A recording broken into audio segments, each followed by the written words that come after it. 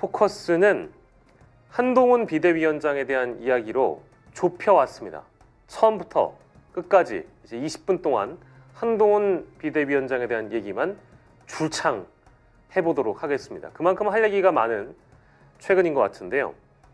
일단 중앙일보가 재미있는 보도를 내놨습니다. 단독 기사라고 하면서 한동훈 비대위원장 이슈에 빨리 대응하라. 국민의힘 1992 맨투맨 티셔츠 곧장 반박했다. 이런 보도입니다. 한동훈 장관과 관련된 사실관계가 어긋난 좀 내용들이 온라인을 통해서 급속히 확산됐다라고 판단했는지 싶은데요. 기사 내용을 보면 한동훈 비대위 출범 뒤에 국민의힘 이슈 대응 속도가 빨라졌다. 박정하 수석 대변인이 오후 논평을 통해서 한동훈 위원장의 맨투맨 옷 구입 시기에 대해서 민주당 대변인의 억지 트집 잡기에 웃음밖에 나오지 않는다라면서 사실관계를 먼저 알려드리자면 꽤 오래전에 샀다라고 말한 적이 없다. 부산 방문을 위해 산 것이냐는 언론의 질문에 그 전에 사서 입던 옷을 1992 의미가 부산 시민들에게 특별한 것이라는 생각에 가져가 입은 것이라고 답했다고 말했다고 합니다. 이전에 이제 강선우 민주당 대변인이 이렇게 비판을 했는데요. 스스로 꽤 오래전에 사서 입고 다니던 것이라고 부연을 했는데 해당 상품은 고작 넉 달 전에 8월 말에 발매된 것으로 확인이 됐고 이에 대한 반박을 한동훈 위원장이 국민의힘의 그 지도부에게 또 여당 대변인들에게 지시를 해서 이거 빨리 반박을 해라. 사실이 아니기 때문에. 민주당 논평이 2시 52분 오후에 나왔는데 국민의힘이 약 4시에 곧바로 대응을 나섰다고 하네요. 이것도 한동훈 위원장이 지시한 거라고 중앙일보 취재 결과 밝히고 있습니다. 당이 명분 우위에 있는 이슈인데도 지나치게 신중하게 접근하는 바람에 타이밍을 놓쳐 민주당에 밀리는 경우가 많다. 당 체질을 개선해서 대응 속도를 높이고 핵심만 간략히 전달하는 방향으로 이슈 대응을 하겠다. 그런데 말이죠. 맥락은 좀 파악하고 대응을 해야 되는 거 아닐까요? 자, 이게 억울하다면 가짜 뉴스를 보도한 이 해당 언론사부터 고소 고발을 하셔야 될 것 같습니다. 누구냐? TV조선에서요. 대부분 이제 김어준의 뉴스공장도 그렇고 저도 그렇고 일찍이 여타 다른 언론들 대부분 야당 성향의 커뮤니티 또는 야당 성향의 언론들을 많이 꼬집으셨던 것 같은데 이게 억울하다면 한동훈이 92학번이라 꽤 오래전에 사 입었다고 말해 라고 보도한 TV조선을 문제 삼아야 하지 않겠습니까? 이런 비판을 하는 사람들도 제대로 확인해보고 이런 얘기를 하는 거냐 라고 반박을 하실 거라면 우리는 이걸 근거로 했는데 그럼 이 근거가 잘못된 거냐 라는 반박부터 먼저 하셨어야 하진 않을는지 즉 TV조선의 보도가 이러했기 때문에 이걸 근거 삼아 비판한 사람들에 대해서 뭐라 비난하는 것은 전 합당하지 않다고 보여집니다. 즉 대부분의 언론들이 이 티셔츠를 문제 삼는 이유가 사실관계를 제대로 보도하지 않았다고 보이는 TV조선의 보도를 보고 그걸 근거로 이야기를 한 것이니까 앞으로 TV조선이 정정 보도를 하는지 지켜봐야 될 일이고 꽤 오래전에 샀다라고 말한 적이 실제 한동훈 위원장이 없으시다면 실제 TV조선 기자에게 뭐라고 말씀하셨기에 이런 내용이 실제 T조를 통해 보도가 됐는지 저는 궁금하고요. 허위사실 적시에 의한 명예훼손으로 법적 대응을 하실 게 아니라면 정정보도 청구라도 하셔야 되지 않을까 싶습니다. 더불어서 TV조선도 국민의힘과 한동훈 비대위원장이 이렇게 반박했다는 것을 당연히 알았을 터이니 정정보도를 기대하도록 하겠습니다. 그런데 말이죠. 꼭 이런 케이스에 대한 대응만 빨라진 것이 아니라 당에서 논란이 될 만한 사안들을 어떻게 빨리 정리하느냐도 이 중앙일보 보도에는 부연이 되어 있었습니다. 실제로 1월 4일에 국민의힘 소속이었던 허식 인천시 의회 의장이 5.18 민주화 운동을 폄훼했다는 논란이 일어나니까 한동훈 위원장이 이거 빨리 조치해라. 뭐 이제 이런 방식의 대응과 반응은 저는 나쁠 게 없다고 생각됩니다. 논란이 일자 빠르게 대응한다. 뭐 사안에 따라 나쁘지 않을 수 있겠죠.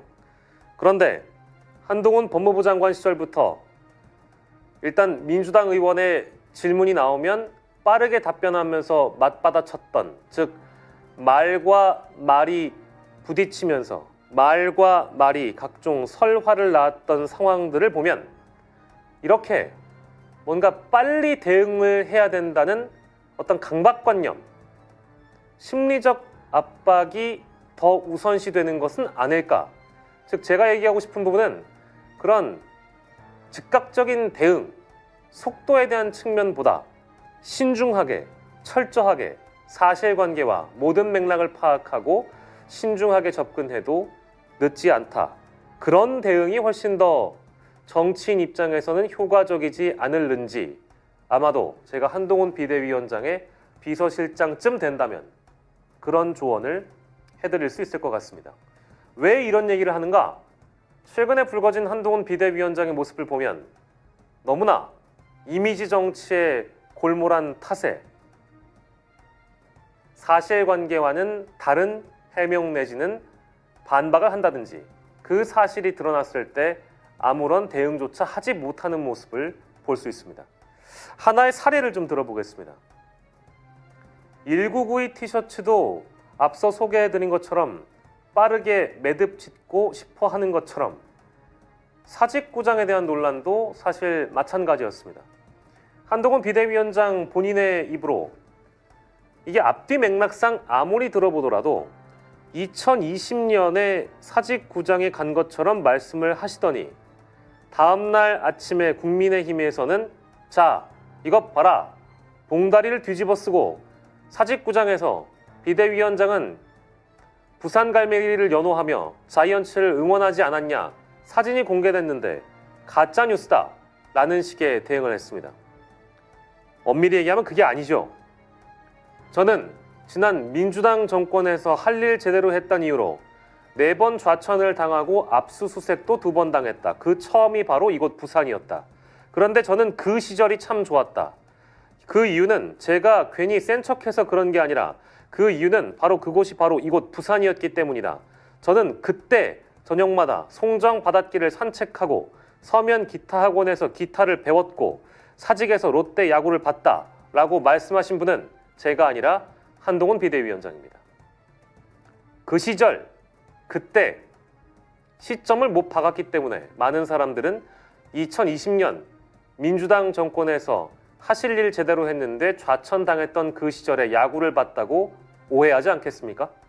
이건 초등학교를 졸업한 국어를 배운 초등학생에게 주어, 서술어, 목적어, 시제만 파악하더라도 한동훈 비대위원장의 말씀이 조금 성급했다. 오해하게끔 말했다고 판단하기에 부족함이 없습니다. 이미지 정치에 너무 골몰한 탓일까? 어설픈 코스프레, 보여지는 키워드, 들리는 키워드 이런 거에만 집착을 하다 보니 디테일을 놓친 것 같습니다. 송정 바닷길 산책, 서면 기타 학원, 사직에서의 롯데야구, 산책하고 기타 치고 야구 응원하고 부산은 낭만적인 곳. 나는 그런 부산을 사랑하는 남자. 서민들이 즐겨 먹는 씨앗 호떡. 1992년 롯데 자이언츠의 우승. 그리고 그 부산 시민들과의 셀카. 이게 다 짜 맞춰진 각본처럼 이미지를 만들어내려고 하다 보니 마음이 급해서 그런 말실수를 하셨다 하면 끝날 문제 아니었을까요? 그래서인지 몰라도 한동훈 위원장 측은 이 짧은 인사말에서 몇 줄로 축약해서 세세히 소개하지 못할 정도로 부산에서의 좋은 추억들이 많다라고 해명한 것을 보면 또 무관중 시기에 직관했다라고 우린 말하지 않았어 라고 해명을 한 것을 보면 거짓말을 한 것처럼 호도하고 있다고 반박을 한 것을 보면 어느 정도 뭐랄까요? 왜 그러는지에 대한 맥락이 이해가 됩니다. 즉 제 말씀은 인정하면 됩니다. 오해다. 앞뒤 맥락상 그렇게 들릴 수 있는데 본인은 그게 아니었다 라고 해명하면 될 텐데 인정하지 않습니다. 인정을 안 하죠. 검사들이 원래 인정 안 합니다. 남들한테 지적받는 것도 못 참아 하지만 틀렸으면 틀렸다. 그게 뭐 어떨는지. 자, 두 번째. 성급하게 대응을 해서 문제를 키우는 경우 하나 더 이야기하겠습니다. 오늘 반드시 이야기를 해야 되는 주제이기도 합니다. 뉴스타파가 2022년 12월 도이치모터스 주가 조작 사건 1심 판결을 앞두고 검찰이 재판부에 제출한 종합 의견서를 입수해서 공개했습니다. 김건희 13억 9천만 원, 최운순 9억 원가량의 차익을 얻은 것으로 보인다는 내용이 담겨 있습니다. 그런데 한동훈 비대위원장은 또다시 문재인 정부 핑계를 댔습니다. 팩트체크를 제대로 할 시간이 없었다라고 저는 개인적으로 보여지고 뉴스타파라고 하니 한동훈 비대위원장 귀에 그런 가짜 언론을 보지 않는다. 이런 성급한 결론을 지지 않으셨는지 모르겠습니다. 서울중앙지검이 제출한 마지막 의견서에는 그렇게 김건희 모녀의 23억 원에 가까운 이득이 확인되어 있는데 문재인 정부 검찰의 문서일 것이다. 그때는 왜 특검을 하지 않았느냐라고 반문하면서 옛날 문재인 정권에서 나온 문서라고 정확하게 주장을 했습니다. 그래서 어제 오전에 이미 해당 내용을 취재한 심인보 기자가 뉴스타파는 이 의견서를 검찰이 제출한 게 2022년 12월 30일이라고 날짜를 박아서 보도했다. 2002년 12월 30일은 문재인 정부냐 아니면 윤석열 정부냐. 심지어 그 시기에 법무부 장관은 누구였는가? 한동훈 법무부 장관이었습니다. 이 문건은 윤석열 정부가 만든 문건이다. 윤석열 정권의 검사가 만든 문건이다.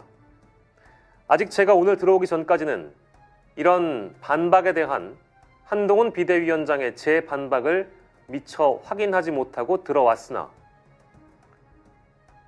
이렇게 정확한 사실관계가 드러난다고 하더라도 한동훈 비대위원장은 과연 수긍하고 인정하고 착오다라고 밝힐 수 있을까요? 저는 그리하진 않을 거라고 봅니다. 기자의 질문에 대답하지 않거나 김건희 특검에 대해서 응답하지 않듯이 불리한 주제는 그저 응답하지 않고 지나가면 될 일, 국민의힘의 비대위원들께서 알아서 커버치고 비호해줄 일입니다. 그러니 뭐 큰 기대는 할 수가 없는 것이고요. 근데 이보다 더 큰 문제는 기성 언론들이 이런 한 장관의 발언에 대해서 소개로만 일관하고 심인보 기자의 반박을 후반부에 달아주지 않거나 그 반박 그 자체가 기사가 되는 경우가 있습니다. 즉 제가 얘기한 이것은 엄밀히 얘기하면 한동훈 비대위원장은 틀린 것인데 한동훈 비대위원장의 주장이 곧 기사가 되는 형국입니다. 그 기사에는 정확하게 뉴스타파의 문건이 윤석열 정권의 문건이라는 점을 명시해야 될 텐데 그런 명시 없이 기계적으로 한동훈 비대위원장의 발언만 소개하고 있다는 점, 이 대목은 걱정이 됩니다. 이런 이슈들은 모르겠습니다. 이제 비대위원장께서 하루 이틀짜리라고 생각했는지 모르겠습니다만 그냥 그쪽은 그쪽 할 말 하게 하고 우리는 반박할 거 있으면 빠르게 반박하고 비대위원장으로서 역할에 최선을 다하자고 생각하는진 모르겠지만 최근 연일 입법부를 또 국회를 대상으로 한 특권 내려놓기 시리즈를 자꾸 언급을 하고 있습니다. 뭐 바람직한 것도 있지만 제가 보기엔 이건 좀 아니다 싶은 경우가 있어서 이걸 마지막 포커스로 소개해 드리겠습니다. 국회의원 250명으로 줄이겠다. 이것이 과연 정치 개혁일 수 있는지에 대한 질문입니다. 일단 한동훈 위원장의 250석 의석, 국회의원 의석 축소와 관련해서 한동훈 위원장이 발언을 한 것을 보면 총선을 승리해서 의원 정수 250명으로 줄이겠다. 즉 총선에서 국민의힘이 다수당이 돼서 의원 정수를 줄일 수 있는 위치를 확보하겠다는 겁니다. 그런데 과연 총선 승리할 수 있는지 제 걱정이 아니라 오늘 조선일보의 오피니언란에 있었던 데스크에서라는 코너를 보면 이런 대목이 등장합니다. 한 위원장의 취임 일성은 여전히 민주당 비판과 운동권 청산이다.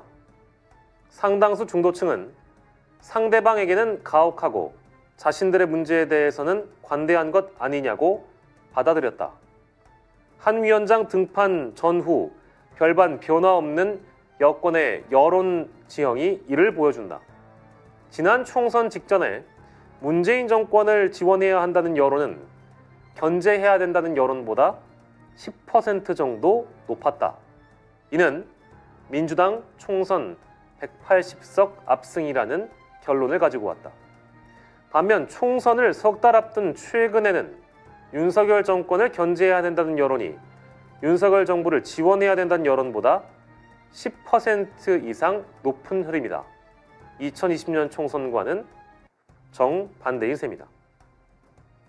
지난해부터 여권은 총선에서 지면 윤석열 정부는 식물이 된다는 말을 입에 달고 살았다.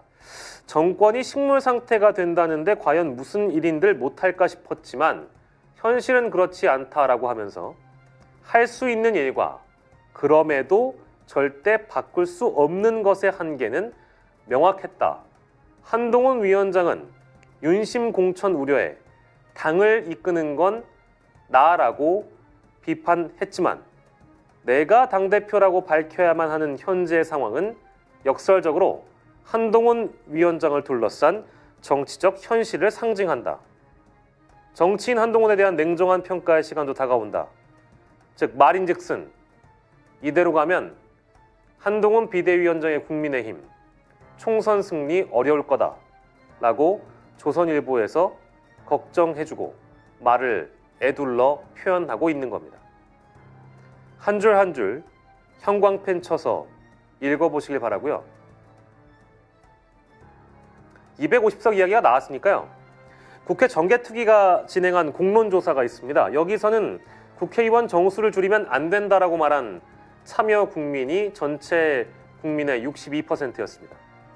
그리고 OECD 국가 평균으로 보면 한국은 17만 명당 의원 1명인데 OECD 평균 5.7만 명당 의원이 1명입니다. 즉 산술적으로만 따져봐도 의원 수를 줄이는 것은 현실적으로 어렵고 국민들의 판단, 시민사회, 전문가들의 판단이 국회의원이 결코 많은 것은 아니다라는 결론에 이르고 있습니다.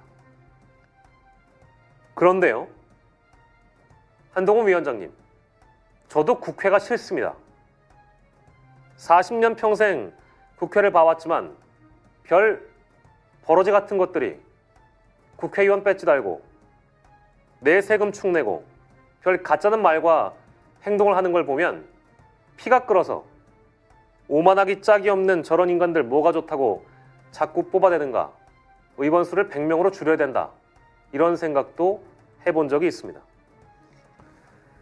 그런데 그건 저의 감정이고 또 한동훈 비대위원장의 감정일지 모르고 현실은 그렇지 않다는 겁니다. 정치 개혁은 의원 수가 본질이 아니라 가장 중요한 건 바로 국회의원들의 특권을 어떻게 내려놓게 만들까, 이 논의를 하시는 것이 가장 바람직하고 현실적인 일입니다. 집권여당의 대표이신 한동훈 비대위원장께서 뭐랄까, 국회가 몇 번을 거듭하는 동안 여러 차례 의원 정수에 대한 문제가 거론돼 왔는데도 불구하고 시대가 뒤떨어진 결론을 내놓고 마치 이것이 정치 개혁이라고 부르짖으시니 의원들의 예산은 줄어들기보다 오히려 늘어날 가능성이 높고 현재 동결을 한다고 하더라도 동결된 채에서 국회의원 정수가 줄어들면 그 국회의원 한 명에게 해당되는 특혜는 더 예산은 또 늘어나지 않겠습니까? 이걸 내려놓자고 말하지 않는 한 자꾸 또 특권 말씀하시는데요. 지금 국민들이 해소해야 된다고 믿는 그 특권이라는 것은 김건희 여사가 대통령의 부인이라는 이유로 수사를 피해가거나 조사받지 않는 특권을 국민들은 얘기하는 것이고, 고위공직자들의 무책임한 행정이 어떤 해병대 대원의 목숨을 잃게 만들었는데 책임지지 않고 있는 그 특권, 또 길거리를 걷다가 축제 기간에 수십 명의 생명이 죽었는데도 어느 하나 책임지지 않는 어떤 사람들의 특권, 이걸 내려놓자고 말하지 않는 한 한동훈 비대위원장이 말하는 그 특권은 무엇인 걸까? 연일 민주당을 때리고 운동권을 때리고 빨갱이를 때리고 특권이 어쩌고 저쩌고 말씀하셔봐야 그동안 사법적 정의를 구현했다는, 공공선을 위해서 살았다는, 서민과 약자를 위해서 살았다는 한동훈 위원장의 전체 인생은 앞으로도 부정당하고 앞으로 하셔야 될 그 모든 것들이 그저 듣기 좋은 알맹이 없는 껍데기가 될지 모른다는 점, 국민들이 과연 모를까요? 답해야 할 것을 답하지 않고 답하고 싶은 것만 골라서 답하려 하지 마시길. 오늘 포커스는 여기에서 줄이도록 하겠습니다.